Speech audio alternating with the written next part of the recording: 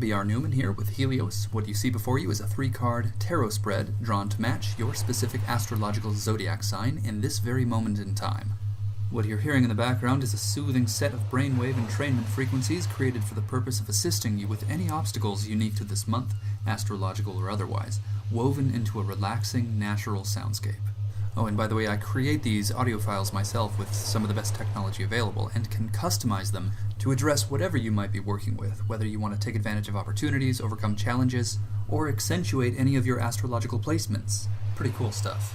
And these kinds of things and more are all available on my website, IamHelios.com, and there you'll also find tarot and astrology readings, but also extremely comprehensive yet simple and easy to follow astrology and tarot courses, so check those out. Now let's take a look at what we're working with here this month. You can see in the image on your screen you have 3 cards. The one in the middle is a central theme. It's meant to summarize your general situation, and then on either side of it are 2 cards, or 2 doorways you could look at them as. You walk through one or the other, so listen to the definitions of everything to not only reflect on the nature of your current situation, but also make a conscious choice about how you would like to proceed, the left-hand path or the right-hand path. But first and foremost, your central theme. The Princess of Swords. Like all court cards, she is associated with the 16 Myers-Briggs personality profiles. 16 court cards, 16 profiles.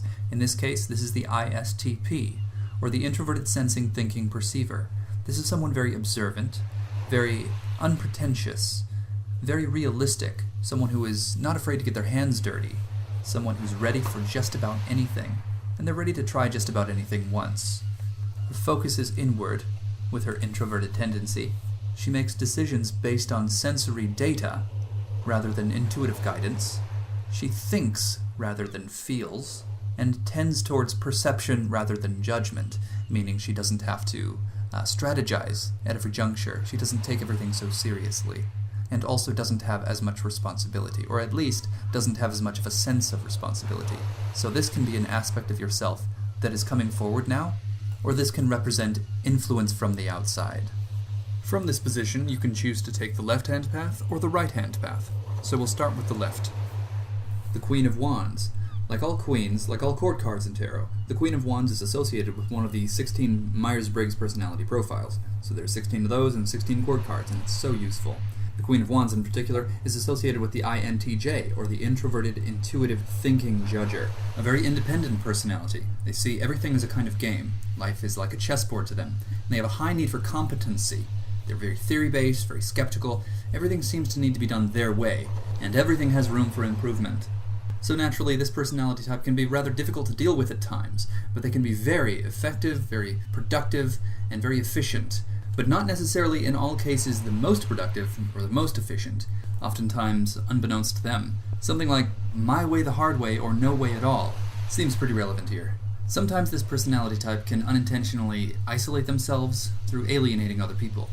And this is not necessarily their goal, though they do function quite well on their own.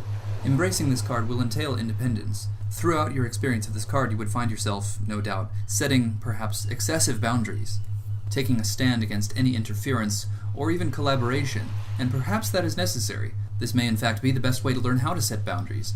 Sometimes a little extra edge needs to be given to our words and actions to get people to listen to us, to take us seriously. So you'll have to feel it out. Through deep, honest personal reflection, you'll find all of the details you require. Or you can choose to approach the situation outlined by your central theme according to the right-hand path, the Hermit. This card embodies seclusion, taking time off, taking time out, delving deep into something, seeking inspiration and wisdom. The Hermit's focus is singular and almost obsessive. His desire is to get to the core of all things, to find illumination from deep within. Fully embracing this card almost always entails doing something alone, taking sole responsibility for something. So this is certainly a card of independence and being alone, but not lonely. The Hermit has the clarity of his own thoughts. He has himself to keep himself company, and that's quite enough. No one put the Hermit in this position, no one abandoned or forgot him. He is where he is by design, by his own intent, to be away from distraction, to focus his mind. When introspection at this depth is achieved, the transition between one's own uninterrupted thoughts and communication with others can be rather painful, very jostling. When someone is, by design, deeply introspective, they will often, for lengthy stretches of time, put their own thoughts on hold, simply to avoid the transition between the freedom of their own thoughts and the experience of mutual communication with another person. When someone, unknowingly perhaps, interrupts this process, either to get the introvert's attention or to simply express themselves, the introvert will actually experience a kind of collapse, a drastic downgrade from the freedom of uninterrupted thought to what is perceived as mundane communication.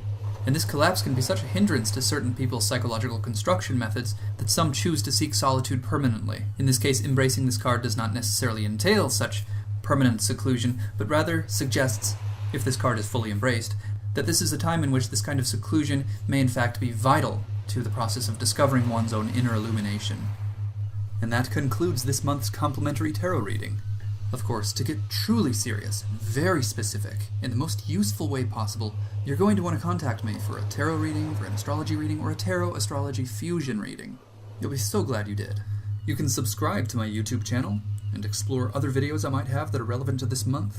You can subscribe to my website to receive updates, special deals, and freebies as well. I hope you have a really great month. Thank you so much for watching.